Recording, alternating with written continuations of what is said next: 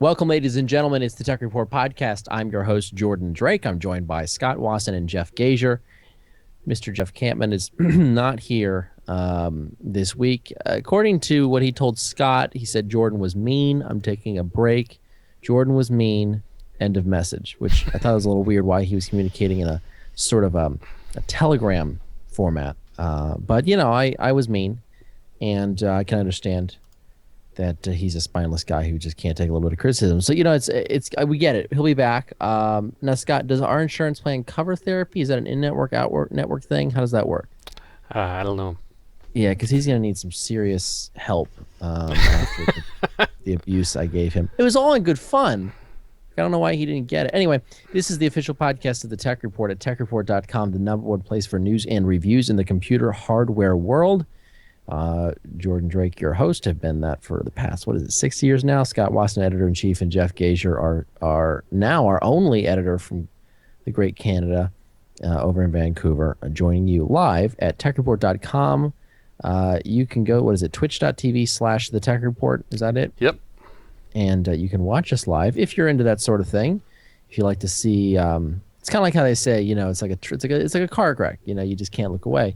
About 45 people every episode that just can't look away. So join them at twitch.tv/the Tech Report. It's good times, folks. Tonight's episode is called Jordan Eats Apples and Peanut Butter. Now, this is nuts and more peanut butter. It's a high-protein peanut butter compound. Excited about this. I like my protein. Jeff knows all about that. A little bit of fat that comes in with those peanuts, but, you know, you got to take the good with the bad. And the fat you get in the peanuts is kind of it's a higher level fatty acid. It's a little better for you, better than, say, French fries. Although I could eat those too if people want me to. We could do a whole What Will Jordan Eat because people ask him to. That could be a whole part of the show. But I'm going to sneak away periodically and really dive into this Granny Smith or Golden Delicious or whatever this apple is that my maid bought me because I'm in the 1%. That's not true. Okay, let's talk about. We're gonna get to some listener mail questions in a little bit, but let me just start off with some news just to get us into the flow.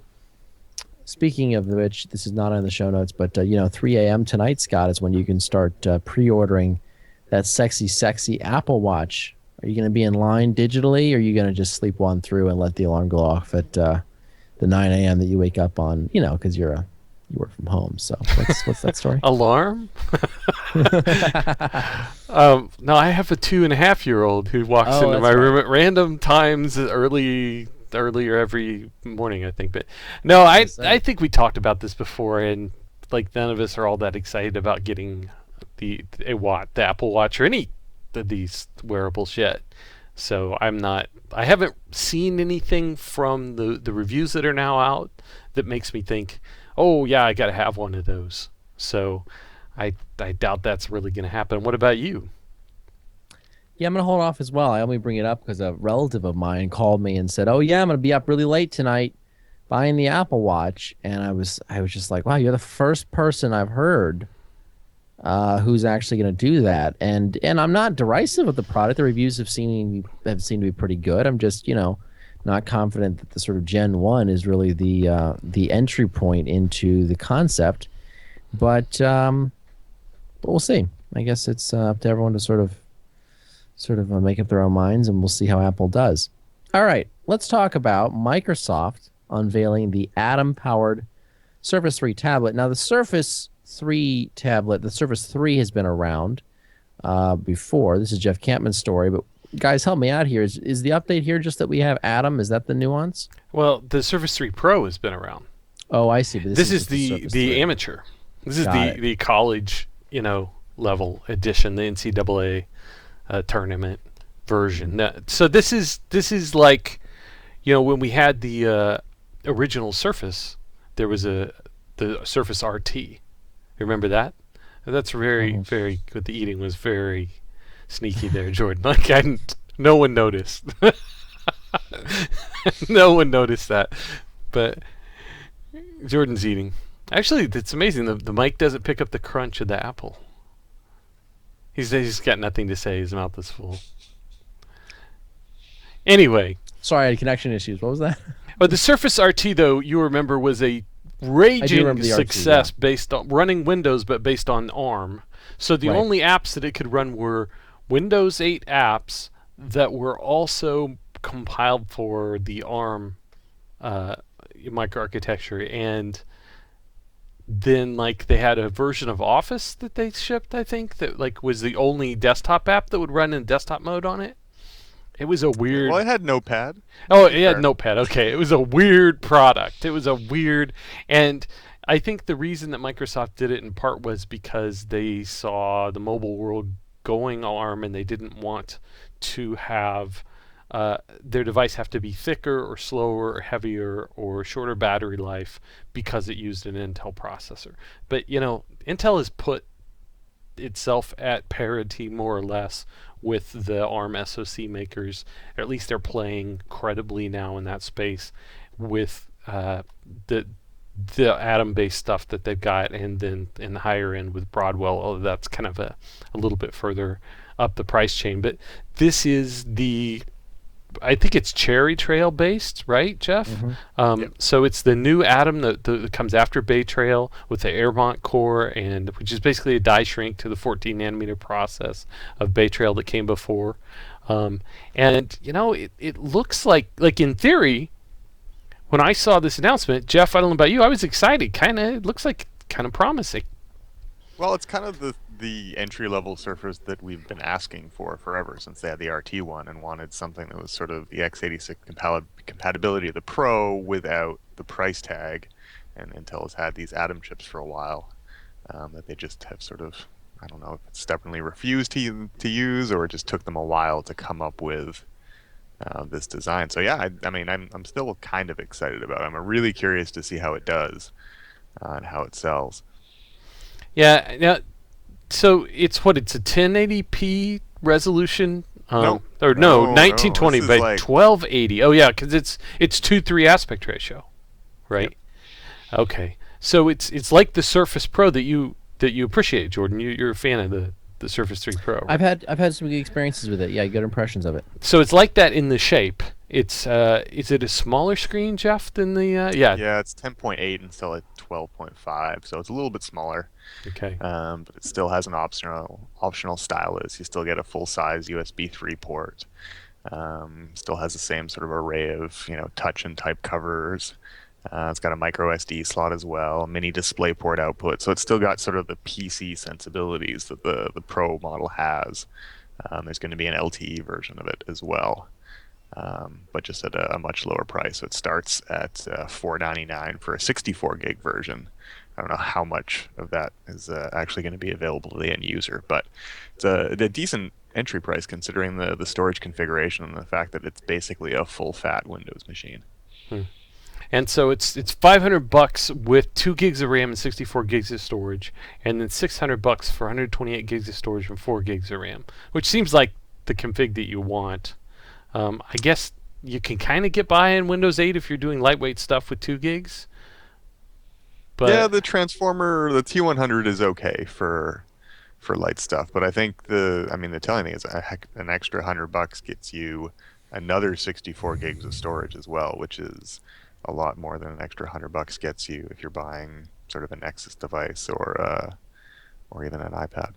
yeah, I just have to admit though that when I saw this announcement, I thought, oh, that should be really affordable, and it starts at $500, and it doesn't come with the stylus or the type covers at that Yep. price, right? And the type cover costs you an additional, like, pretty good amount of 100 money. yeah, 130 for the type cover and $50 for Wow. the stylus. And you want they also have the touch cover, or do they not have that for this? Yeah, no, they do have it. I don't know. We don't have a price on it in the story, but Have you played around with the touch cover at all? Because you don't want the touch yeah. cover. It's a nice cover for the screen, but not so much as a keyboard. Yeah. So I don't know. I wish that it were cheaper, because the thing is, you mentioned the T100. That's a little bit lower res Asus Transformer T100. They've got the new Qi versions, right? But those are cheaper. Yeah, I think the Qi is 400, and that comes with a keyboard, the Atom-based one, off the top of my head, although I haven't seen it actually selling yet. Right. That's the thing with the Surface. It's always been a little bit upscale, a little bit more premium. I'm sure the materials and the build quality are really good and probably better than what you'd get out of a typical Atom-based tablet. And I have to wonder how much of that is Microsoft also not wanting to compete too much on price with its competitors, or its, I guess, its partners as well. It's customers, yeah. Windows machines. So yeah, I think that's part of a deliberate strategy. It just seems a little pricey for what you get, but I'm glad it exists. I'm glad they finally went to an x86 compatible chip. It's at least like not a bad option in terms of just like it'll run all your software and stuff like that. So maybe we'll get one, play with it, see what we think. But Jordan, that's always a good way to answer this, to end the story. Yeah. Oh, we'll just get one and play with it. Yeah. Run some tests. There you Put go. it through the damaged labs. I wonder, Scott, you're a dad. Do you have like a toddler test where you can have your kid sort of throw it around a little bit, slobber on it, just as a way of adding some realism to your life experience and your testing methodology? I figured out that the most toddler-friendly tablet is the original Kindle Fire. And the reason is I hate the original Kindle Fire, and I own one. And so I give that to the 2-year-old, and I'm like, whatever. Like, I don't care if he breaks it. It's not that much worse than when it worked. It might be better in some ways because it's not as frustrating on the user interface if it's completely broken. So that's about the meanest thing you can say about someone's technology. Literally. But I hate the technology so much Fire? that I give it to my toddler to mess it up. I'm mad for a reason, right? I mean, that thing sucks, and so I'm happy to give that to the 2-year-old and let him. And he's the most destructive child we have. It so far has lasted. I mean, give him credit. It's a very meta sentence, by the way. But yeah, no, that's. I'm sorry to hear that. Well, speaking of tablets, Dell stretches the ultra slim Android slate to 10.5 inches. They had a remarkably thin Venue 8 tablet. Now we have the Venue 10 tablet. Is it remarkably thin, Jeff? I'm seeing some round speakers at the bottom. Is that an attachment or is that built in? That's a built-in handle. It reminds me of, I think Sony came out with a tablet that had kind of a cylindrical grip on one end a few years ago, and this is kind of the same deal. So it's a very thin tablet, just like the Venue 8, and then it's got this kind of grip on the end that speakers, and also serves as an attachment point for this optional keyboard. So it's actually a convertible that you can do in a bunch of different configurations, like a clamshell or a tent, or any of the other yoga poses that they've got for these devices now. So it is kind of a weird design. I like the idea. I haven't actually used a tablet that has this kind of shape before, but I can conceptualize how it makes sense and how it would be more comfortable for one-handed reading, which I do a lot with a tablet. And then the ability to plug it into what looks like a decent keyboard. It's got a touchpad integrated. It's USB backlit, or it's backlit. I think it connects over Bluetooth, so it's not something that has like an integrated battery that's going to give you extra battery life or extra USB ports or anything like that. But it does look like a nice add-on keyboard, and it's actually the same price as the keyboard for the Surface 3, so it's $130, and then the entry-level price for the tablet is the same as well at $499. Interesting. Also an Atom-based tablet, but this time running Android. Yeah. I would just love to know, like, how many Venue 8 tablets has Dell sold? I don't know. Well, think about it, though. I mean, the weird thing is, like, what... Well, the Venue 8 isn't bad. Jeff, you reviewed it. But the Android tablet space hasn't been really in a good place for a while. Well, that's my point, is like, and look, none of us are in office environments, right? We all work from home and or for small companies. None of us are in foreign environments, i.e. overseas, Japan, China. None of us are in government situations where people are deployed. You could foresee, of course, that Dell, working with a gigantic number of government contractors, they have security clearances, a lot of different things that they can do to sell these wholesale or sell them at a special corporate rate. So we're not exposed to any of that stuff. Mm-hmm. But I never see anything but an iPad or like maybe a Surface tablet out in the wild, or maybe like a Galaxy Note. And that's like, I'm talking like Subway in the wild. So it's like, or on planes. I mean, again, I'm such a small microcosm, but I don't see this stuff out there. And I wonder, like, who's buying this stuff? It's like who watches Big Bang Theory and how, who watches that show? I've never met anyone who watches that show. It's well reviewed, but who watches that show? Sorry. I think that show is like a big hit. So I think that might be different from like Android tablets. Well, the Android tablets are a big hit, but it's not really one in particular. It's just kind of, they're all cheap, so people buy them, and this is kind of the antithesis because it's a very high-end Android tablet that is really nice. I mean, I like the Venue 8 quite a lot. I think it's one of the best Android tablets out there. This might beat it. Screen is one of the big aspects that is kind of a standout, and this has the same. It's based on the same type of OLED technology, has the same 2560 by 1600 resolution. So it's a nice high-res screen, much higher resolution than you get in the Surface 3 and even the iPad Air 2, which all start at the same price. So I like Android as an operating system, and if I had money to spend on a tablet, I would buy something like this because it's a nicer version of Android. So if Android fits what you want to do, then this works nicely, whether or not Android has enough apps and enough sort of corporate friendly features to make this worthwhile for sort of the business customers that it seems to be targeted at. I don't know. But as in an Android slate, it looks really nice to me. Excellent. Okay, so this next story, written also by Jeff Campbell, may he rest in peace. That was a really bad genuflect. Huh? Okay. Anyway, the point is that he's not here, but we can talk about it anyway. Asus's MG279Q display. This is a 2560 by 1440 resolution display, 144 hertz peak refresh rate. There's a typo, Scott. Peak refresh rate. To fix that. Thanks so much. Sorry, I didn't mean to call that out live. It's similar to the Republic of Gamers Swift that we reviewed last year. And the point is now jumped on the FreeSync bandwagon. This is, of course, the competitor to the G-Sync technology that we've seen from NVIDIA. Scott, is this an exciting trend to see everyone hopping on FreeSync? And refresh the audience's, mostly my memory, on which we think is more exciting, G-Sync or FreeSync. Well, I think we're going to talk about some FreeSync and G-Sync stuff later in the show. I don't want to give everything away, but the point of this story is just this monitor is significant, Jordan, because it's fast, 144 hertz refresh rate, and it's based on IPS display technology. So it has nice color reproduction wide viewing angles without color shift. It's better than the TN panels that are usually like almost all of the G-Sync monitors that are fast. Almost all the gaming monitors in the world to date have been TN panels because of the speed.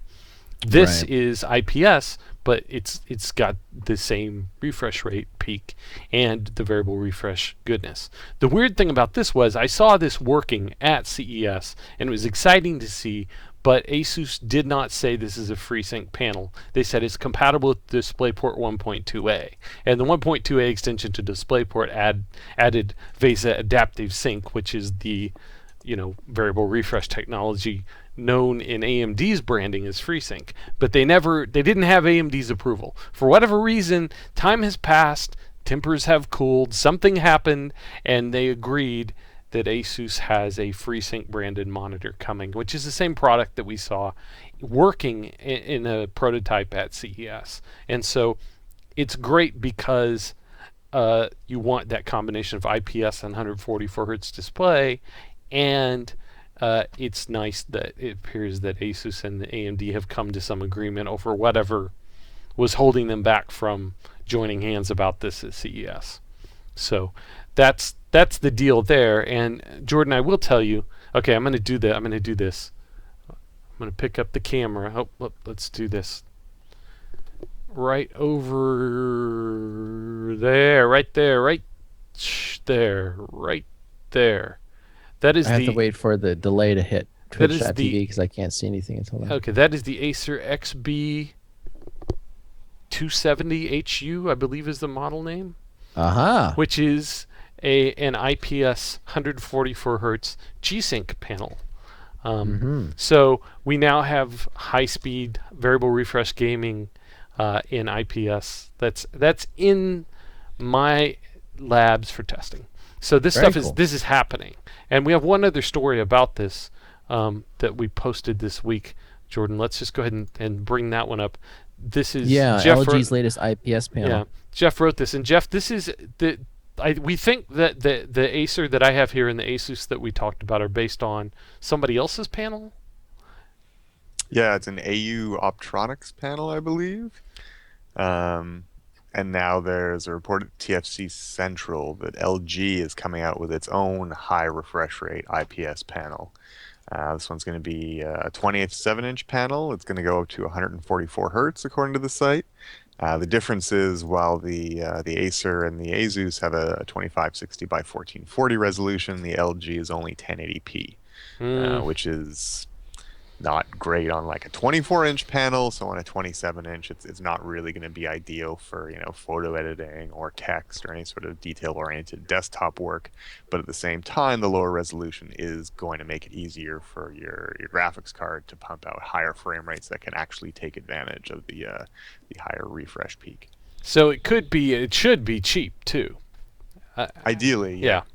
And so we may have, Jordan, the combination of speed and nice color that you get traditionally from TN and IPS together in one panel type, and then hopefully with these variable refresh technologies like FreeSync and G-Sync built into the products too. So that's just all good news, and it's all happening. And I think that it's possible that one of these or a few of these monitors are going to be kind of the chosen ones. The people have been waiting for IPS and high-speed variable refresh to come together, and amazingly enough, the monitor makers have kind of gotten that message, and it looks like it's starting to happen. We'll get to your review of the BenQ display. That is, what is this, G-Sync? No, it's FreeSync. It's one of the first FreeSync displays, yeah. That's right. So we'll get to that in a second. It looks like a very interesting monitor, I got to say. Like a lot of very little, like this little puck. We'll get to that in a second. All right. Very interesting. All right. And that's a teaser, folks. Okay. Let's talk about, let's do a little listener mail, because we're about to get into something for Jeff, but Jeff hasn't really woken up very much yet, so we'll give him a second to kind of warm up. Jordan, it occurs to me that we have a sponsor. You know what? We absolutely do have a sponsor, and I'm glad you reminded me of that. Let me pull up said sponsor for this episode. Yeah, we might want to talk about that. Yeah. It's going to be MSI, and when they're talking about... See, I gotta get all this up here. This is another all-in-one, isn't it? Is it not? Yeah, but it's like a gaming focus thing. Yeah, it's pretty darn cool. It's called the Gaming 24GE 2QE. This is a all-in-one that features a Core i7 processor, the GTX 960M NVIDIA graphics card, 2 gigabytes of GDDR5 VRAM. This thing, it's pretty sexy looking. It's got the sort of red MSI trim and the sort of MSI colors. Of course, I think the all-in-one is compelling because it's just so crazy portable. Obviously, if you want to set it up in one's home, that's easy to do. But boy, if you're doing from a LAN party perspective, that makes things really interesting because you don't really have to feel like you're sort of compromised by the screen size of a laptop. But you could just pop this guy into the car and head over to a buddy's house. I've been doing a lot of LAN gaming with not LAN gaming, but multiplayer co-op with my roommate, doing a little Battlefield 4, kind of getting back into that a little bit. And boy, when you're playing with other people, it's just so much more fun. So this definitely, I think, has that going for it. Military Class 4 components. I love what they're classifying some of their internal components as military Class 4. I'd like to know more about what that means. But either way, it's pretty darn cool looking, and we'll tell you more information about that in the edited version of the show, where I'll pop in a spot. But check out the Gaming 24GE 2QE. That's from MSI, an all-in-one gaming computer. They're sponsoring the podcast, and thanks to them for doing that. They're really cool. MSI does a lot of cool stuff with us. They've been a great partner of the Tech Report for a while. Yep, and I like the idea of a gaming all-in-one because there are some people who don't want to build their own systems, and they kind of want that kind of just simple setup, but you still want them to, like, I want to be able to recommend something that where, okay, Like, you could put Steam on this and start buying some games and get into that, you know? And you hate to see somebody get a nice system but not have gaming chops on it because it just has integrated graphics or whatever. So I'm glad they're doing that. Yeah, it's pretty cool. I hope it works well for them, and glad we can talk about it and feature it on the podcast. So that's MSI, our sponsor. More information about that in our show notes at techreport.com. Let's get back to the podcast. Let's talk some listener mail here. It's kind of a conflated situation here, folks. Is that the right word? Conflated, mixed up. All that to say, we have people who are offering questions both in our chat room and also those who have emailed me. You can email me, Jay Drake at techreport.com. Goodness, forgot about that. But let's answer some questions here. We got some questions. This guy has like 3 questions in a row here. So I'm sort of scanning through here. Let's just start with the one that I think is most interesting. Something that involves an Apple product. Pardon me if I'm preempting discussion on LG leaking a future 8K iMac. This is a story that came out this week that they're suggesting there could be an 8K iMac in the future for Apple. Apparently, this is something that LG sort of leaked by accident. It mentions DisplayPort 1.4 is necessary to drive the display at full resolution. I have yet to hear of DisplayPort 1.3 arriving on video cards. Have Intel, AMD, and NVIDIA given any indication on when they expect DisplayPort v1.3 and 1.4 support in their GPUs to give these ultra-high resolution panels? Similarly, are monitor manufacturers going to play chicken and egg game by holding back displays like these until GPUs arrive supporting DisplayPort 1.3 and 1.4? Or are display manufacturers going to go the Dell route with their 5K displays and utilize 2 slower DisplayPort 1.2 cables? Are consumers going to relive the multi-tile nightmare that was 4K last year? I don't know that a lot of consumers were living that nightmare, considering that I'm not sure a lot of consumers are totally on the 4K bandwagon yet. But what do we think, guys? What do you feel, Scott, is the sort of progression here? Do you know of DisplayPort technology as it relates to high-resolution displays? No, like I said in the pre-show, I have no light to shed on this at all. I don't know what the plans that AMD, NVIDIA, and Intel have for these particular standards are. You know, none of these companies have been sharing roadmap information with that kind of detail as much lately as they used to in the past. And so I don't think we have a clear sense of that. I'll have to poke around. I'll ask some people when, I get the chance and see if we can figure some of this out. But I simply don't have it. I will say, next time you're doing a poker game with Jensen Huang, would you mind just asking him? Yeah, I'll just, hey Jensen, man, tell me the straight scoop on this, and let's lower the stakes because I'm not a billionaire. But yeah, what happened with 4K was the first monitors, because the display standards weren't there to just support the resolution with a single connection. The first monitors were multi-tile. My expectation is that the first 8K monitors will probably have to be tiled, because I don't think that, even if it depends on when they ship, but I don't think there are going to be that many GPUs out there, video cards out there, computers out there that have the right support. But that is all a question of timing, and I don't know when 8K displays are coming for sure. All we have is a rumor about an 8K iMac. And there is this other question about how many Ks do you need? I like the idea of an 8K display. I think it needs to be over 30 inches to matter.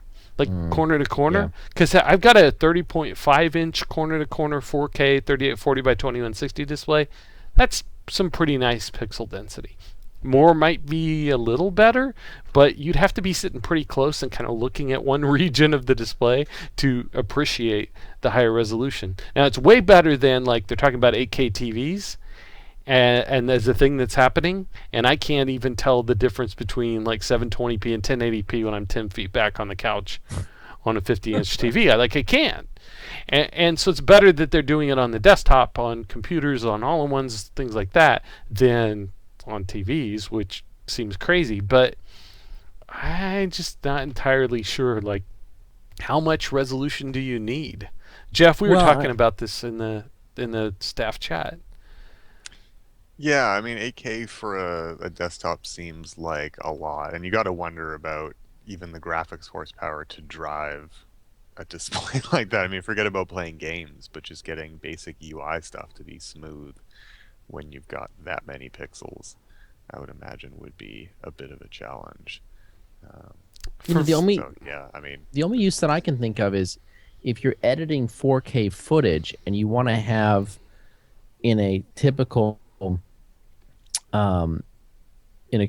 video editing solution for professionals, you want to have obviously your different sections of the screen, blocked up for your timeline, for your content, for your sort of preview screen. So I guess maybe you'd have a part of the screen that has, a full 4K preview of what the footage actually would be that you're editing.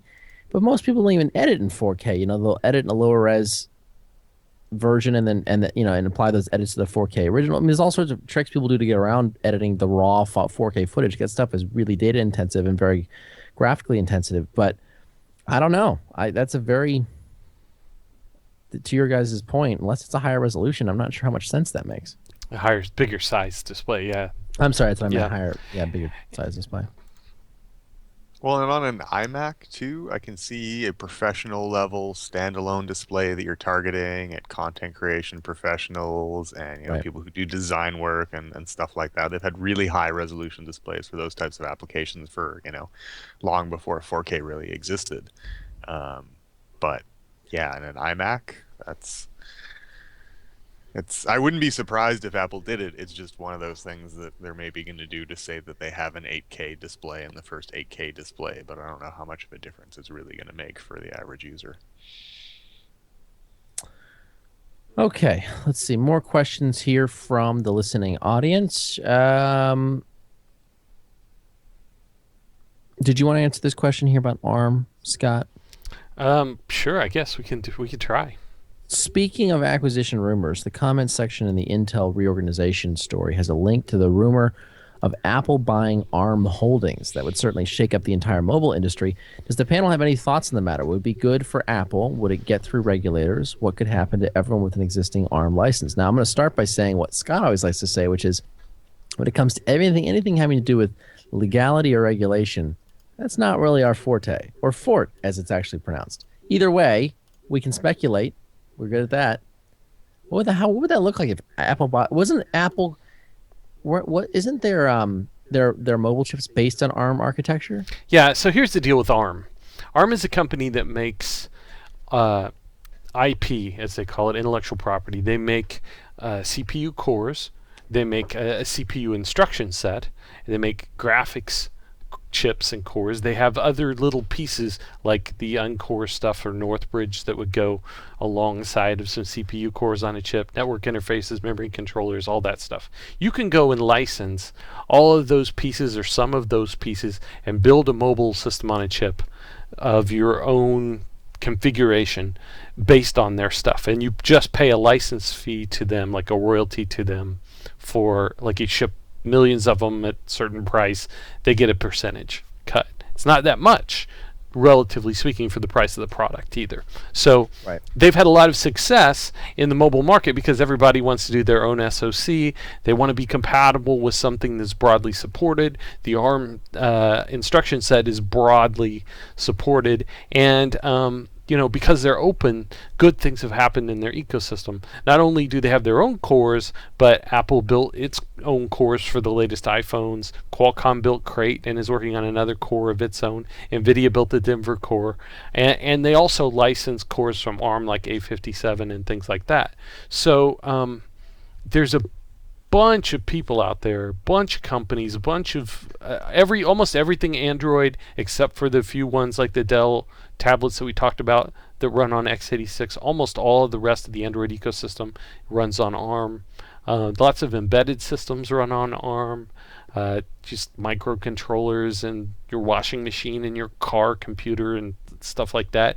And then all the big smartphones and tablets with the notable exceptions that run Intel. So if Apple bought ARM, which I don't know what the source of this rumor is, then you would have this situation where you had this sort of open ecosystem coming under the umbrella of one very powerful company that kind of already is a huge player in these spaces. So presumably, if that happened, I'd say a couple things. One is there are contracts in place that the folks sign on both sides when IP licensing happens.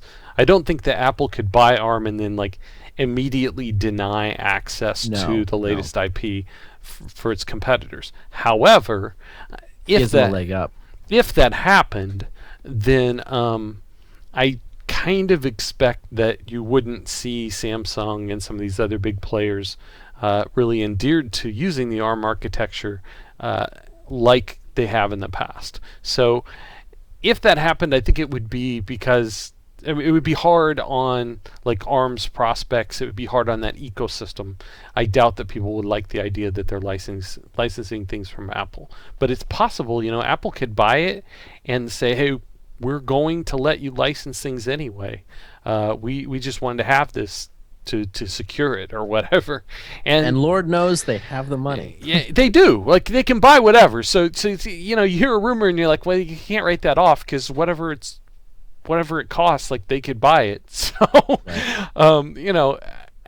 I don't know. And by the way, and now I'm speculating, but I also feel like so many of these acquisitional things on a much smaller scale in web companies and in tech companies in Silicon Valley, and in this case with ARM, it's a much smaller part of the pie. But I have to imagine is no less important is also the talent grab.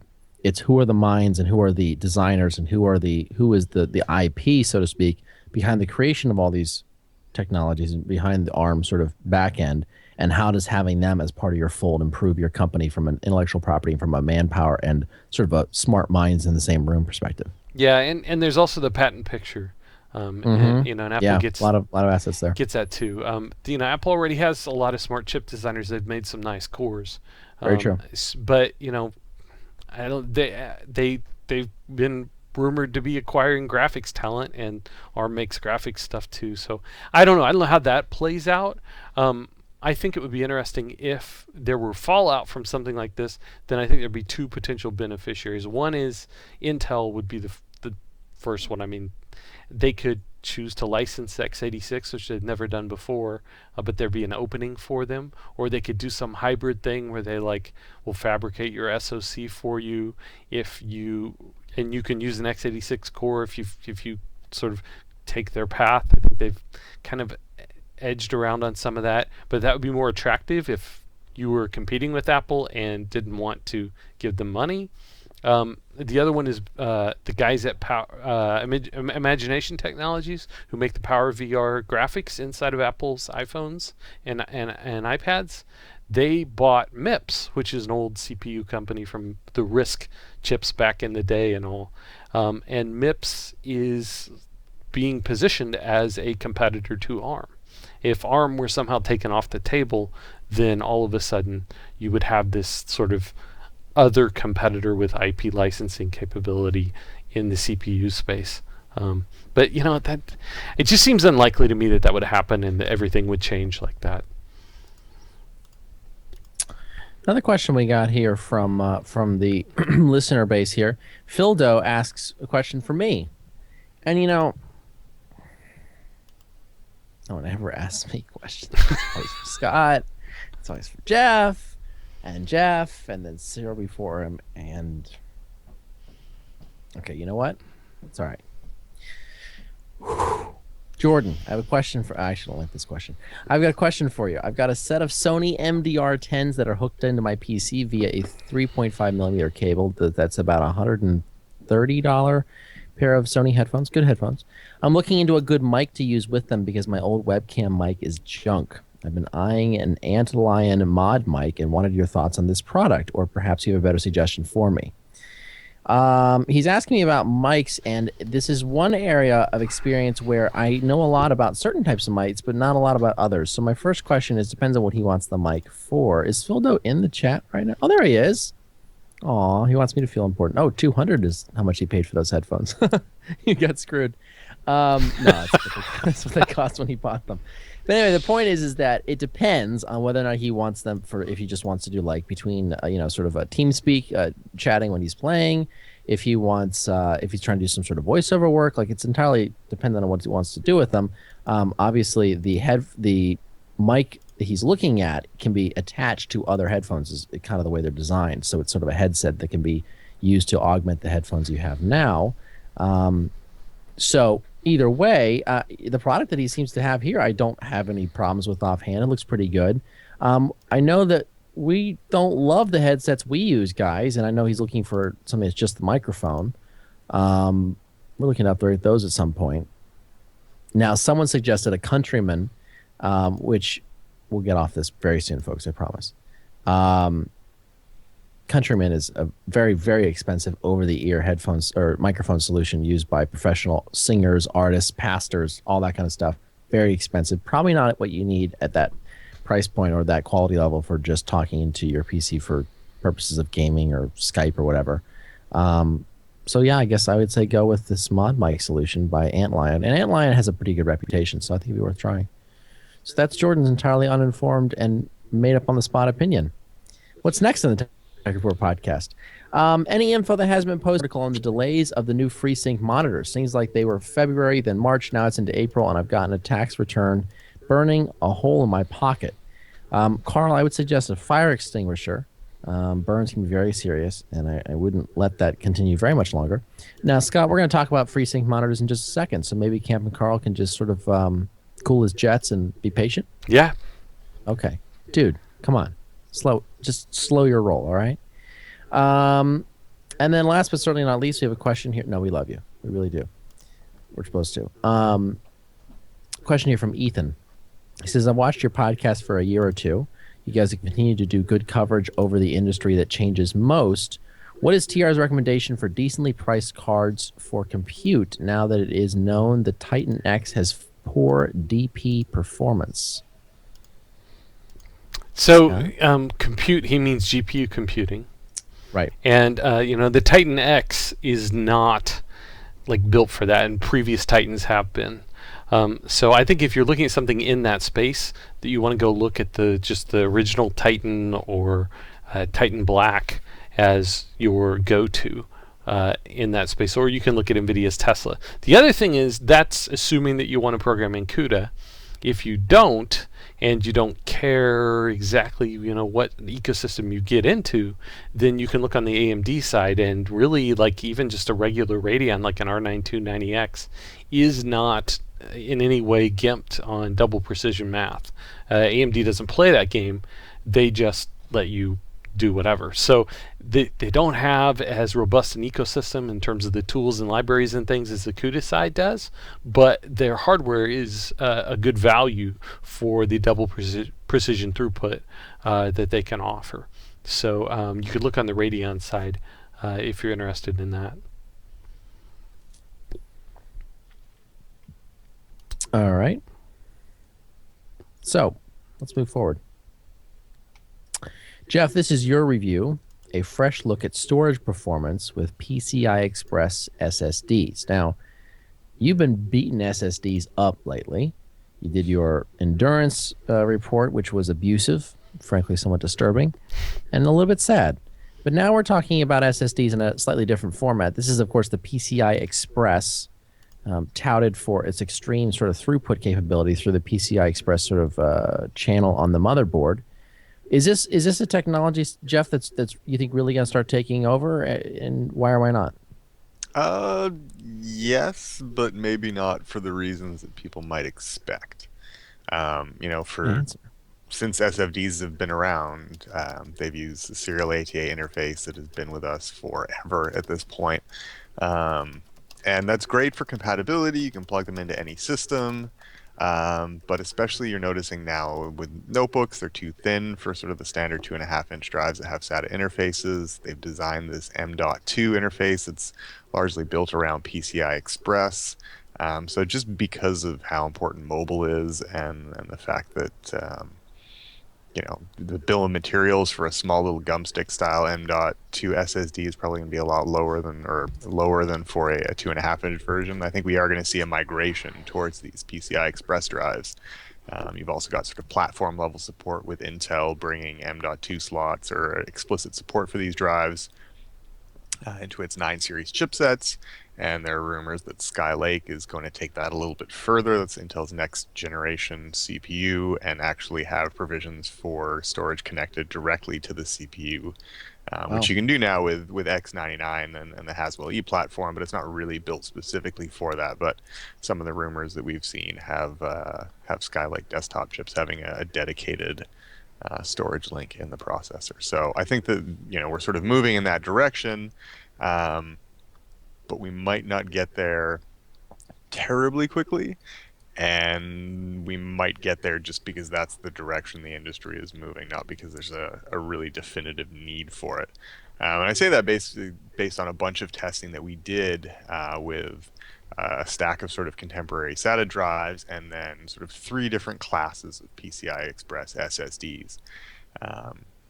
PCIe SSDs come in a lot of different configurations, even though there are only a few on the market.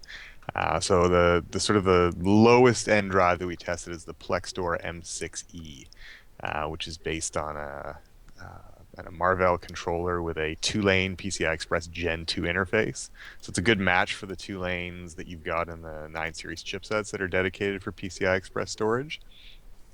The thing is that it's not really that much faster than serial ATA. So serial ATA tops out at about 600 megabytes per second, and 2 lanes of Gen 2 PCI Express is going to give you about a gigabyte per second. So it's not a big step up. The controller technology is not something wildly new, but it's sort of the first commercially available SSD or PCI Express SSD that was out there for consumers. And it's a very easy drive to use. You can plug it into pretty much any PC. It comes with an M.2 adapter card, so you can just plug it right into a standard full-size PCI Express slot. There are no really issues with booting the thing. It's got drivers built in. It's a standard AHCI device, but it's not particularly fast. So the next one up from that we have is the Samsung XP941. And this is really an OEM-only product. It was meant for system builders and notebook makers. Samsung doesn't really sell this directly to consumers, although you can now buy it at Newegg. This one has a 4-lane Gen 2 PCI Express interface. It has double the bandwidth of the Plextor drive. And there's actually a Gen 3 version that we just got in our labs today. Actually, it arrives, the SM951. Which is a 4-lane Gen 3 interface, which has quite a bit more bandwidth. So that's kind of a drive that's accessible, a drive that's in some of the Mac systems that are out there now, but not something you can easily buy, and something that is not really going to do as well in let's say an off-the-shelf 9 series motherboard whose M.2 slot has only half the number of PCI lanes running to it that this drive can take advantage of. So this is kind of something that's really meant for OEMs, or if you've got something like an X99 system where you've got more bandwidth to an M.2 slot, or if you're going to be using one of these adapter cards, this is kind of more appropriate for that. And then the last drive, we kind of shot for the moon and went with a super high-end $2,400 Intel server-grade PCI Express SSD, which, these other drives are on these little M.2 gum sticks, which, they call them gum sticks because it's kind of like the size of a stick of gum. And this Intel drive is, on a half-height, half-length PCI full-size expansion card. It's got a big single-slot heatsink on it, a 25-watt power envelope, so it's an entirely different class of drive. Yeah. And this one's got a 4-lane Gen 3 interface. It's built for servers. It's an 800 gig drive. It's got a lot of spare area set aside, as most server-class drives do. We just kind of wanted to see what would happen with the fastest possible SSD we could get our hands on. Yeah, Jeff, tell me. Let's talk a little bit about this too, because there's SATA as a connection, and there's PCI Express as a connection, and then there's this protocol difference too, right? You said the first 2 drives use AHCI, which I associate with SATA, right? What? Yeah. But that's not really the future, is it? Not for PCI Express storage. No, they came up with a few years ago a new protocol called NVM Express. It's designed specifically for SSDs. HCI has been around since sort of the mechanical hard drive era. It was never really conceived for solid state storage, which is very different than a mechanical hard drive. There's a lot less latency, and you can get away with a lot of things in AHCI that you can't with a mechanical drive that you can't with a solid state drive that will sort of expose the greater overhead of the old protocol. So NVMe is super streamlined, and it's designed to be really scalable. The example I use in the article is that AHCI is limited to a single command queue that's 32 entries deep, which is fine if you're using a hard drive, and honestly most desktop tasks only have a queue depth of about 4 or less. So you don't actually need to scale up to these crazy queue depths unless you're in something like a server environment where you have a much more demanding workload. And NVM Express supports 64 individual queues, and each queue can be 64K entries deep. The 64K for both. So 64,000 queues and 64,000 entries per queue. So it's designed to scale up with these solid state drives, which are basically just massively parallel arrays of memory chips. So they do scale well with additional capacity and additional chips, and now they have a protocol that's a very low latency design and built to scale in the same way. Yeah, so Jeff, this reminds me of the difference between DirectX and OpenGL versus like Mantle, Vulkan, and DirectX 12, where you have like these old APIs built to program things in a certain way, and it's kind of a serial bottleneck. And then you build something that's like lower level, more parallel capable, and it scales up much nicer. So it is actually lower overhead too, isn't it, in NVMe? Yeah, they basically stripped out everything that was related to hard drives. I mean, AHCI has a whole bunch of baggage that is in the standard because it's the same standard that's been around, for more than a decade. Whereas this is specifically architected for SSDs, so it only includes stuff that you need for a solid state drive. Yeah, and I kind of expect that over the long run, that literally the way that software is written, the way the operating systems handle storage, and maybe even the way that systems are architected will have to change to take full advantage of what you can do now with storage with flash arrays like this. But this is a huge step toward that. Mm-hmm. Yeah, I mean, it's the kind of thing that will start in servers and workstations, or has already started. And the sort of the challenge that we face when testing these drives is trying to find cases where someone with a desktop system might benefit from a scenario like that, which is, it's hard to come up with scenarios to stress a $2,400 server grade drive. But we tried. Well, and this is the product of a lot of work, right, Jeff? I mean, how long you've been working on this? Is the beginning of a new benchmark suite for storage, right? You've been working on this how long? Oh, on and off for months since last year. It's the kind of thing you chip away at and hit a roadblock and have to go figure some stuff out or wait for emails. So you put it down, go review something else. So yeah, it's been a long process. The old suite was really, really old, and Duke Nukem Forever and Portal 2 were the games we used to test load time. So that'll sort of put the time frame up there for you. Right. So this is long overdue for a replacement. We basically threw out everything in the old suite and came up with a whole new range of tests, a whole new range of games and load time tests, and tested these 3 PCI Express drives and then this stack of SATA drives. And just for kicks, I dug up an old Intel X25M G2 drive, which is actually a SATA 3 gigabit per second drive. I think it's about from 2009, so about 6 years old, just to kind of see, what the difference between that drive was and the SATA SSDs, and how the PCI Express drives compared as well. Yeah. And the results were interesting. Yeah, and Jordan, we have been trying for a while with the old suite and things in between to find places where, like, buying a faster SSD, one that we could benchmark as faster, translates into a performance difference on the desktop that matters to you, right? Because otherwise it's just buy the cheapest thing per gigabyte. And exactly. Jeff has worked really hard to attempt to come up with some tests that will demonstrate that, or not, as it may be, by duplicating what you really would want to do with your PC, and then having some potential for goodness. So is that the TR RoboBench? Well, we got several things. That's part of it, yeah.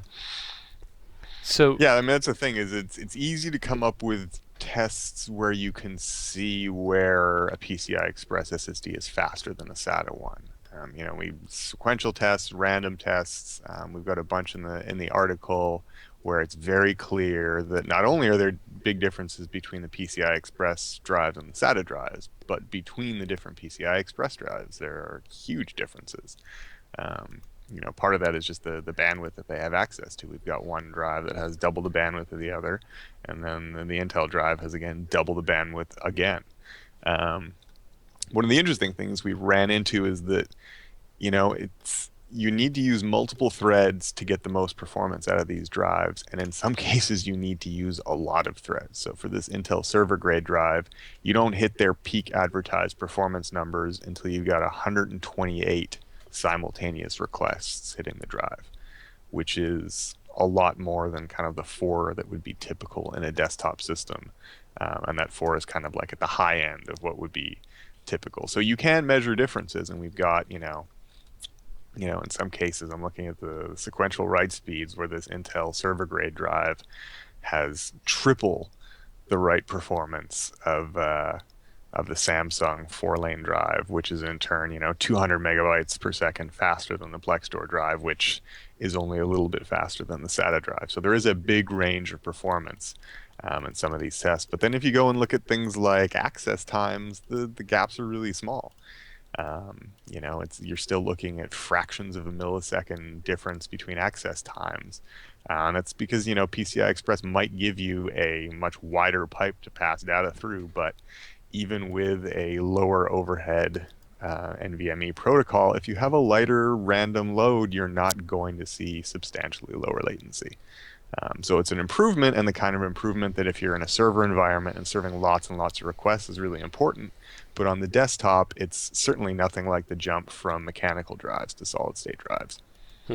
So should we talk about I guess the thing to be said about the synthetic tests is, you kind of said it, which is the Intel drive in particular and some of the other PCI Express drives were measurably faster in sometimes dramatic fashion when you're using a synthetic test, right?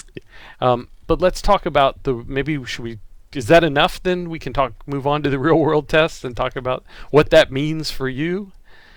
Yeah, well, I guess the other real world, it's RoboBench is kind of a weird in-between test between a real-world test and the synthetic benchmark. And what it is relies on the Windows robocopy command, which is basically a multi-threaded file copy command. We set this up with a bunch of different test configurations with an accompanying RAM drive, so we can use this command to measure read performance, write performance, and copy performance with actual real-world files. Movies, MP3s, raw images. We had all of those collected in a media set, and then I had a whole bunch of TR work files, some programming files, stuff like documents and spreadsheets, a lot of much smaller files. And those are in our work set. So we were able to test read speeds, write speeds, copy speeds with these different sets and at different queue depths. So with only one thread and with 8 threads running in parallel. So it's a real world scenario, but it's a straight up sequential transfer of files. So it's a little bit in between the two. So there we definitely saw differences, but only with the bigger files. When you're moving around a lot of small files, you don't get the same benefits that you do if you're moving, let's say, around a bunch of sort of multi-hundred gigabyte movies. The PCI Express drives are still generally faster, or in particular the Intel one was at least faster, but its margin of victory was, a couple of megabytes per second, and the total speed, you're looking at, 130 to 150 megabytes per second in some of these tests, instead of, I'm looking at some that's pushing over 1,400 megabytes per second in others.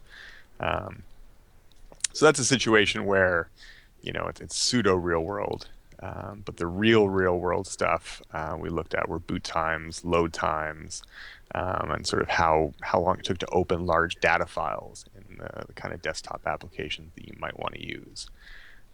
So the boot times are kind of interesting because we measured these with a stopwatch this time instead of the old method we used, which tracked how long Windows took to actually load the operating system. So it factors in the initialization time for the drive in addition to how long it takes to load the OS. We found here is the Plextor and Samsung PCIe drives are actually really fast. The Plextor was faster than everybody else by about 3 seconds. And the Samsung drive was, about a second faster than the fastest SATA SSDs, which were separated, they're sort of clumped together in a group about 3 to 4 seconds. So the SATA drives are reasonably fast. But the Intel drive actually took longer to boot than most of the SATA drives. And I think that's part of that is just the initialization required for it. A server SSD is not something that requires really, really fast boot times. And also, there's some additional firmware work that's required to get an NVMe drive like this Intel server SSD to actually boot. So I think some of the hooks required in the firmware may actually slow down the boot process a little bit. But I mean, you're only looking at a difference of 5 to 10 seconds, which for booting a system, I don't know how often people do that on a daily basis on a desktop, but it's not a huge detriment certainly. But I don't know if they call these interesting or boring results. So we have a whole bunch of load times for a 4K video file, a really large high megapixel image, a giant spreadsheet, a Visual Studio project, and then a whole bunch of save games in Batman Arkham City, Tomb Raider, and the new Lord of the Rings Shadow of Mordor game. And the performance is basically a wash across the board. The drives are all, PCI Express drives, SATA drives, even the really old Intel SATA drive are all within about a second of each other in terms of load times, which is not something I was expecting. I was a little disappointed by the results, although at the same time a little bit vindicated that all the old results that we have showing that there's no difference between SSDs and load times is sort of still legitimate with all of this completely new slate of apps and games. But it is kind of underscores the point that, if we were testing a mechanical hard drive, these were the areas where you would get big gains. You would get, load times being cut in half or being cut by 50%, going from a mechanical drive to an SSD. And going from a or a SATA SSD to a PCI Express one really doesn't give you anything, just as, the last, I don't know how many generations of SSDs haven't really performed or improve performance in these types of tasks. Yeah, it is a little depressing to see these games take, on the fastest hardware you can get, take a minute to load a level or more, right? In some cases, or just that you can't, like, the faster hardware doesn't make it faster, right? Yeah. And I think some of that comes down to the way that they're built. There are a couple things that people are talking about. One of them is like in things like Vulkan and maybe DirectX 12, I think you can maybe save pre-compiled shaders from the GPU, so you don't have to do the shader compilation when you're loading, which is part of the load time delays right now in some cases. And then the other one is games could be built to stream textures from storage instead of preloading things, if you can assume fast storage with NVMe and PCI Express as the norm. And in those cases, then you could actually get way faster performance, way faster loading, way more instant response, but you kind of have to build your software predicated on the presence of better hardware that will allow that, or better APIs, or both. So that kind of... That's going to be tough. Yeah, I mean, it kind of stinks. Because you got to make two assumptions there. First, you have to assume that someone has an SSD. Yeah. And then you have to assume that it's an SSD with substantially more bandwidth than SATA can provide. So to take advantage of a PCI Express SSD is, yeah. It's sort of like the problem with games and graphics hardware. Developers have to assume a certain baseline, and the baseline for storage is probably going to be, fairly sad for a while if a developer wants to target a wide swath of the market. Yeah, well, it's gonna take time, but yeah. Intel's working on it. Right. I've talked to them on a couple of occasions. They're actually demoing stuff for game developers and showing them that, hey, look, this is all that you can stream off of a drive in real time using the technology that we have right now. So it's, a few years from now, I think we'll probably have maybe not games that require an SSD, but certainly games that, you can do more if you have an SSD installed in your system and maybe use higher resolution textures or enable certain effects that you can't without. Yeah. So I think Jeff, that the next thing that we should probably do is talk about the first consumer PCI Express SSD that you also reviewed shortly after this, which is a nice sort of follow up, because the fastest drive by far in this test was that Intel data center drive, right? Yeah. And then we're busting it open with the 750 series SSD. So what did Intel do here? They basically repackaged that data center drive. It's based on the same form factors. It's got the same 4-lane Gen 3 interface. It's got the same proprietary controller chip. They switched the memory. So the Intel server drive that we reviewed is the DCP 3700, which is their high-end server drive that has, incredibly high endurance and all that sort of good stuff. This they use sort of more conventional NAND. That wouldn't make the grade for a high-end device like that, but it's still plenty for a standard desktop. You still get a 5-year warranty and a 70 gigabytes of writes per day for the length of that period endurance rating, which for a desktop system and probably even a lot of workstations is plenty. But otherwise, it's basically this server grade drive. They did a lot of work on the motherboard ecosystem to support it. So they've been working with motherboard makers to support booting from NVMe devices, which was really that part of the the thing that delayed that initial article on performance, was the fact that this Intel data center drive wouldn't boot in a lot of the motherboards that we have. But Intel worked with firmware providers and the motherboard makers, and now most, if not all, 9 series boards can boot off the 750 series SSD in addition to other NVMe drives, as long as they're running the latest firmware. They also worked with motherboard makers, which we don't have any boards yet that actually include these ports, but this drive does come in 2 form factors. You've got this add-in card, and you've got a 2.5-inch form factor that's actually 15 millimeters thick, so it's about double the thickness of most SSDs. But that uses a special SFF. The name escapes, or the specific number designation escapes me now, but it's basically a cabled PCI Express solution with a special port on the end, and it's the same kind of thing that they use in with SAS devices and in servers. They actually think that this is going to be more popular than the add-in card version, because this is targeting high-end systems, and the idea is that if someone is using a rig with multiple graphics cards, you're not going to have those PCI Express slots available for an SSD, and even if you do, they might not be PCI Express slots that are connected to the CPU, which is what you want, because you want to be able to take advantage of those Gen 3 lanes, and having 4 of them, which no Core Logic chipsets have enough bandwidth for right now. I mean, even in the chipset, there's not enough bandwidth, and then the link between the chipset and the CPU doesn't have enough bandwidth either. So there's really no way to run this properly without connecting it directly to the CPU. So this drive, I assume, performs like really nicely. Let's talk real quick before we get into that about the costs, right? Because this can't be, I mean, if they were taking their data center drive, even with lower shelf NAND, like, this can't be cheap, right? No, but it's not as expensive as I figured it would be. It's the 1.2 terabyte model is $1,029, which works out to about 84 cents a gig. And there's also a 400 gig version that's going to be 389, or about 97 cents a gig, which is a lot in the context of these really cheap SATA SSDs that you see out there.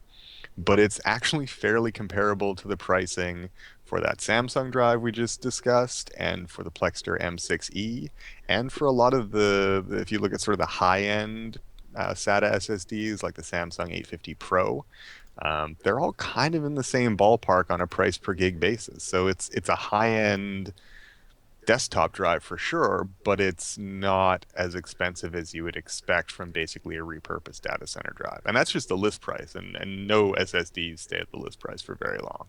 Right. Even Intel's last sort of data center trickle down drive, the 730 series, is regularly on sale at Newegg right now for much less than its manufacturer's sort of suggested retail price. So I would expect even these prices to fall a little bit. It looks like, so yeah, I mean, for the performance, especially since it basically costs about as much per gig as other SATA SSDs, offers much higher capacities, and then also much higher performance. It looks like they're really conscious of this the dollar per gigabyte mark and tried to stay under that. But how cheap are like sort of mainline SATA SSDs now though on a cost per gigabyte basis? They're about when the Plextor M6E was just under $1 per gig, and the Samsung XP941 was again, we tested the 256 gig version of each, and the prices for those were in sort of the $215 to $230 range. But if I go buy like a cheap 2.5-inch SATA plug drive now, it's like half that or less, isn't it? Yeah, it's sort of 30 to 50 cents per gig for sort of the mid-range to low-end stuff. So it sort of depends on what you find on sale. So it's a different, you're paying twice the price, which actually is not that much if you consider that in some of these cases you're getting a lot more than twice the performance. Right. The issue is just in some cases you're not getting any more performance at all. Right. So let's talk a little bit about that performance. So you've got I guess we've got a full set of data here. What is there anything we want to highlight? I mean, I kind of can predict what the real world results are going to look like. But exactly the same. This is kind of an in-between drive in terms of performance. It's not quite as fast as the data center drive. There are certain things the data center drive does really well just because a lot of the flash it has set aside is over-provisioned area, which means that it can, deliver a lot more random writes at really high speeds before it slows down, for example. So in a lot of cases, the 750 series is not as fast as its $2,400 counterpart. But in a lot of cases, it's almost. The peak random write speed is just a smidgen slower. Some of the sequential speeds are only a little bit slower. And this drive is consistently faster than the Samsung that we tested and quite a bit faster than the Plextor. So as a sort of consumer grade drive, it's absolutely the fastest one we've tested. We'll be testing Samsung's newer Gen 3 version. But I don't expect, given the margin that we're seeing, especially with random I/O, the Samsung drive is reasonably quick with sequential transfers. But random I/O, if you look at the Iometer database results that we have, the Intel drive is just in a completely different class. And even a lot of the PCI or SATA SSDs have much better random read and write performance than the Plextor or Samsung PCI Express drives, which is kind of interesting. I mean, just because you get this faster PCI Express interface doesn't mean that your controller architecture or your NAND array is necessarily up to the task of delivering substantially better random performance, even though it can push much higher sequential speeds. Yeah, and you look at these numbers and you feel like this is the future again, right? Like it's kind of like back in the days when Intel first shipped out some of the first SSDs with their own controller. They were kind of showing the way for the industry and pretty open about that, right? This kind of feels like the same thing. Yep. Yeah, no, I mean it's absolutely the future of storage, but it's kind of a chicken and egg scenario for kind of standard desktop use, in that it's just challenging to find workloads that need this in a workstation context, or if you know that you're very specifically storage bound, this is probably a dream come true for a lot of people, because it's you can basically get the performance of a multi-drive RAID array out of a single drive that you can plug into a system. Apparently you can run multiple 750 series drives in a RAID array as well. You lose the ability to boot off them, but if you want like a really insane storage configuration, you can apparently pair up multiple drives. Be right back. Yeah, I mean it's sort of an academic thing at that point to just see, let's see how fast we can get files to transfer. But it's for a workstation user, when we were talking to Intel, they were talking about car designers who are working with really large data sets, or when doing fluid dynamics, there are large data sets that require fast access. It's just a question of how long those things will trickle down to desktops, and whether or not there's reasonable consumer 4K editing workloads that it can even use this kind of horsepower is debatable at this point. Yeah, well, I capture video straight from video cards in basically uncompressed format and save it to a RAID array, and I'm hope to do that at some point, 4K 60 hertz or better. And so that'll do it. I've got one of those DC3700s sitting in a box over there, and it's like, the problem is you need like terabytes, just because otherwise you're not going to have very much video if you're capturing it like that, you know. Well, that's a good thing, you know. NAND is getting cheaper, and you can make SSDs faster by just putting more of it in parallel on a drive. So, you know, the fact that the NVMe Express protocol is sort of, the foundation is laid there for scaling up performance. You've got PCI Express, which is a multi-lane interface that you can just add more lanes to get more performance. The potential to scale up from here is all there. Yeah. Yep. It sounds good. And so this is kind of the first. When are we gonna see more really good, hopefully really good PCI Express NVMe drives later this year? Hopefully. We haven't heard a lot about drive makers actually releasing NVMe Express drives. We've heard a lot about controllers that are AHCI and some controllers that are NVMe Express, but like with the Samsung SM951, which is their Gen 3 drive, they originally, when they were talking about it this last summer, were talking about it in an NVMe Express context.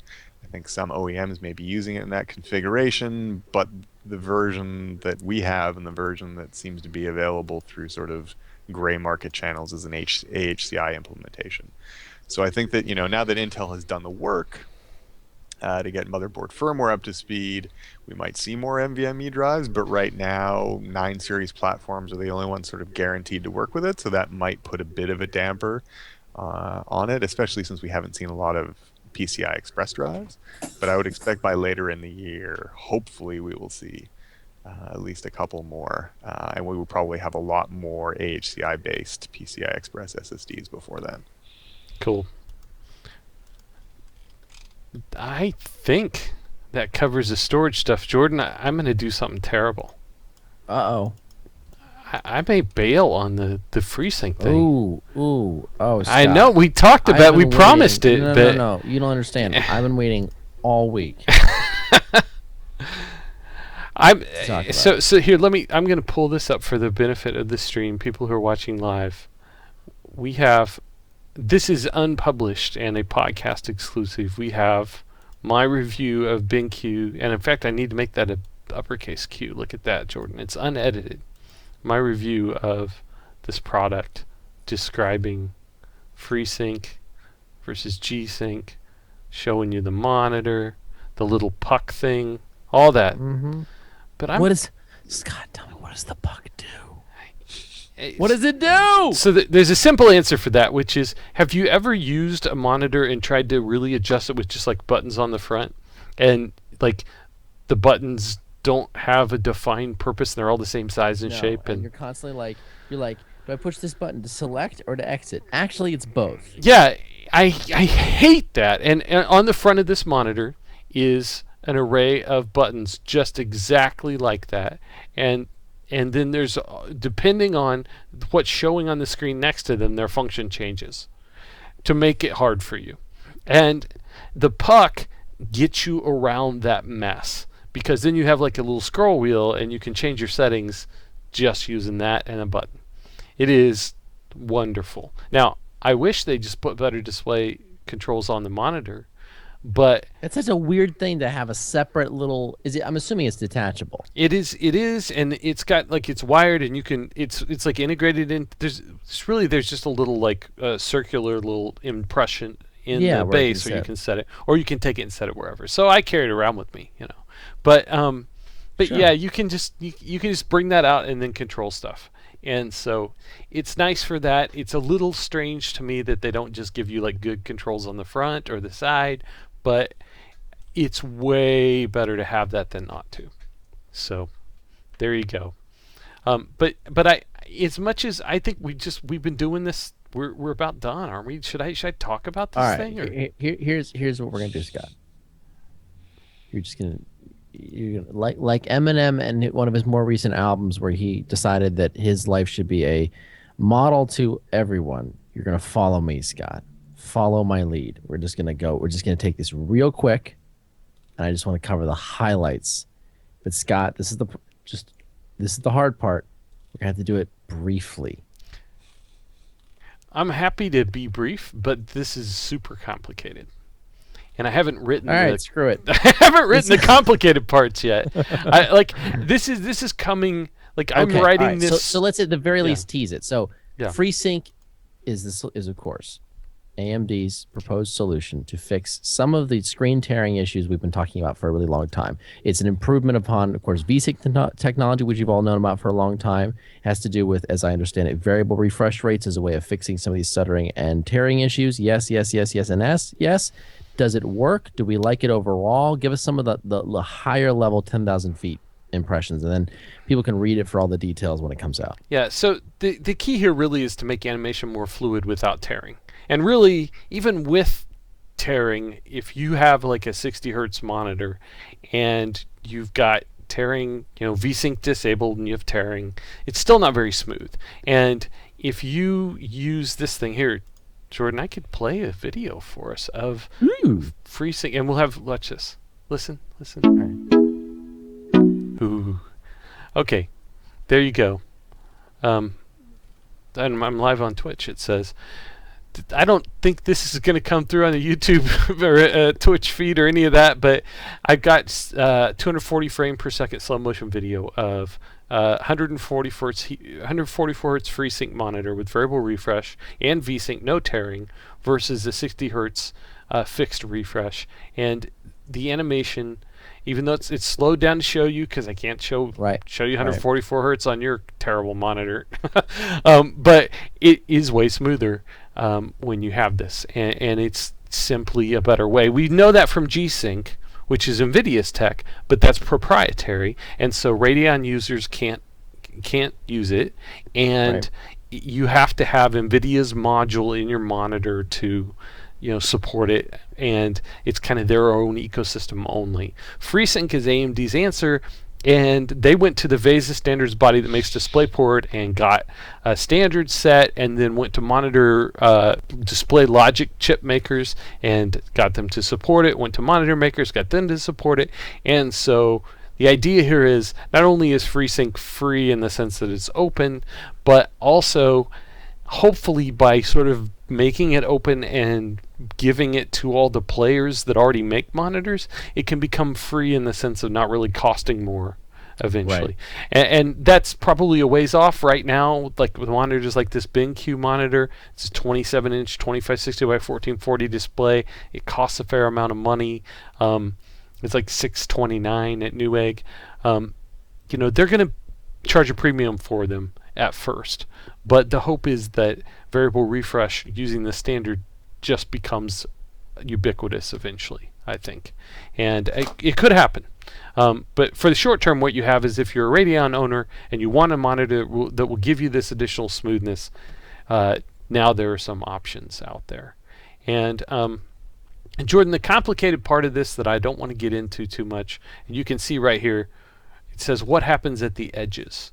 And what I'm talking about is this monitor, and most variable refresh monitors, it can refresh at up to 144 times per second, or at a minimum of 40 times per second. Below that, it ceases to have the same behavior in terms of just infinitely variable or almost infinitely variable refresh. So the question is, what happens when your frame rate from the GPU goes below that 40 cycles per second mark? And NVIDIA has been talking about this, and some other publications have published some sort of analysis of and guesses about how AMD handles that scenario versus NVIDIA, and said basically that FreeSync doesn't do good things in that case. I've tested it a lot. I've looked at it. I've looked at the theory. I've asked engineers at AMD and NVIDIA about it, and my take is that AMD's handling of low FPS situations in FreeSync is completely acceptable in real games. that the quantization that people are talking about happening below 40 hertz doesn't happen unless you have a fixed refresh, which games don't have. And I'll get into the reasons why in the article, but at the end of the day, I think NVIDIA has kind of a point that their solution may be like in a very marginal way, slightly smarter than what they think AMD is doing, but AMD handles it really well.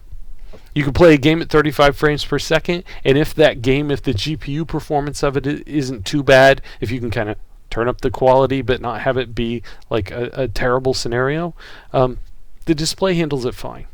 And I've seen quantization from like 4K 30 hertz panels where you only get 30 hertz no matter what.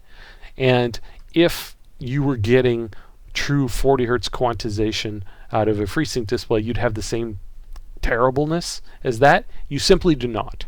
In fact, you're not going to perceive a difference in goodness, in my view, gaming at below 40 frames per second. It's kind of on average between G-Sync and FreeSync on the displays out there now, at least not the ones I tested. So I think that there's been kind of a sense that maybe, NVIDIA did it better, and my sense is that it's not in a way that's meaningful to you.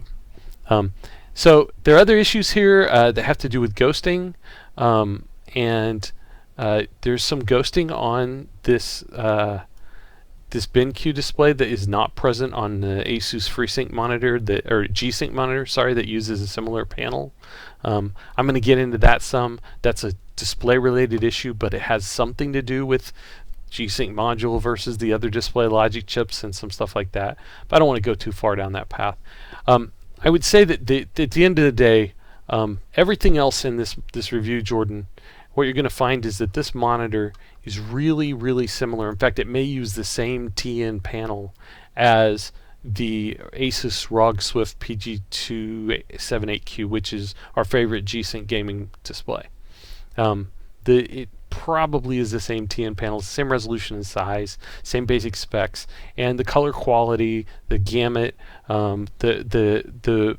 the delta E, how much color accuracy, color error it has, what is the accuracy of the color, all of those measurements, the BenQ comes out looking quite decent. Now there are some other quirks that it has that are related to like gaming oriented features that I get into in the article, but you can mostly kind of turn those things on or off if you don't like them. So at the end of the day, I think that what has happened here is that AMD has managed to create or foster the creation of, because this is BenQ's product, a credible alternative to G-Sync that is open. And NVIDIA has a couple of things at the edges they think they do better, but honestly, this is good enough. Like, I'm happy with it, and I really wish now that these things exist, that NVIDIA would go ahead and support these displays to support these VESA Adaptive Sync compatible monitors. I don't have to use the word FreeSync, which is AMD's brand, but I wish they would support them with GeForce cards, because I think pretty much any GeForce card from Kepler forward could do it if they would enable it in the drivers. And if NVIDIA really believes that their special sauce at the edges for the way they handle things in G-Sync is better, let that be their competitive advantage instead of locking people out of using these sort of broad ecosystem products with scalers from different, or display logic from different companies and things like that.